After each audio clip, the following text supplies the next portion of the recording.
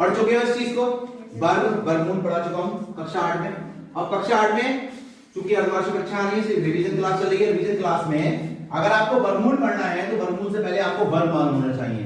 वर्ग को इंग्लिश में क्या कहते हैं? स्क्वायर कहते हैं। क्या कहते हैं? स्क्वायर। वर्ग का मतलब यह है कि कोई भी आधार है उसकी घात कितनी हो? 2 हो, तो वो उसका वर्ग कहलाता है। आधार 2 का मतलब उस संख्या को कितनी बार लिखेंगे? 2 बार लिखेंगे। 3 की घात 2 है तो मतलब 3 गुणा और 3 दिया। ऐसे अगर हम 6 का वर्ग निकालते हैं तो कितना आएगा?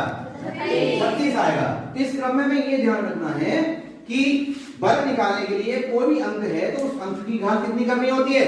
2 करनी होती है। कितनी होती है? 2 करनी हो तो वर्ग कहलाता है। उसका उल्टा होता है वर्गमूल, जो हमारे कोर्स में है वर्गमूल। इसको इंग्लिश में बोलते हैं स्क्वायर रूट। क्या कहते हैं? स्क्वायर रूट कहते हैं। और स्क्वायर रूट की वर्गमूल निकालने की 2 विधियां हैं, एक तो गुणनखंड विधि है और एक भाग विधि है। तो मैं आपको पहले गुणनखंड विधि समझा रहा हूं। जैसे अगर कोई कहता है 4 का वर्गमूल निकालो, तो 4 का वर्गमूल के लिए हम कैसे लिखते हैं? करनी में लिखते हैं। करनी 4 और करनी घात होती है 2। एक निशान होता है जिसे करनी बोलते हैं, उसके अंदर इसको लिख देते हैं। और उस अंक के हम क्या करते हैं? गुणनखंड करते हैं, अभाज्य गुणनखंड। जैसे 4 के अभाज्य गुणनखंड कर लिए 2 गुणा 2।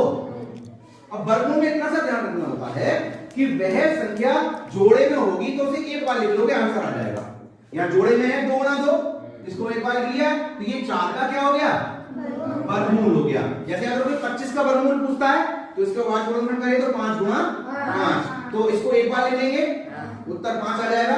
वैसे अगर हम 144 को करते हैं तो उसकी अभाज्य गुणनखंड कर लेंगे। पहले 2 से काटेंगे 72 आ जाएगा, फिर 2 से काटेंगे 36 आ जाएगा, फिर 2 से काटेंगे 18, फिर 2 से काटेंगे 9, फिर 3 से काटेंगे 3, फिर 3 से काटेंगे 1। तो हमने गौर करा कि 144 की अभाज्य गुणनखंड आए 2 गुणा 2 गुणा 2 गुणा 2 गुणा 3 गुणा 3। जोड़े बना लो, एक जोड़ा, दूसरा जोड़ा, तीसरा जोड़ा, जोड़े में से एक ही बार निकालो। एक ये आ गया, एक ये आ गया और एक ये आ गया, तो 2 दूनी 4 दिया 12, यानी 144 का वर्गमूल कितना आ गया?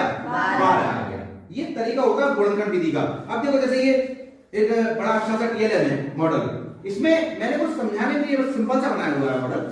जैसे अगर आप गौर करें, दोनों चीजें इसमें वर्ग भी है और वर्गमूल भी है।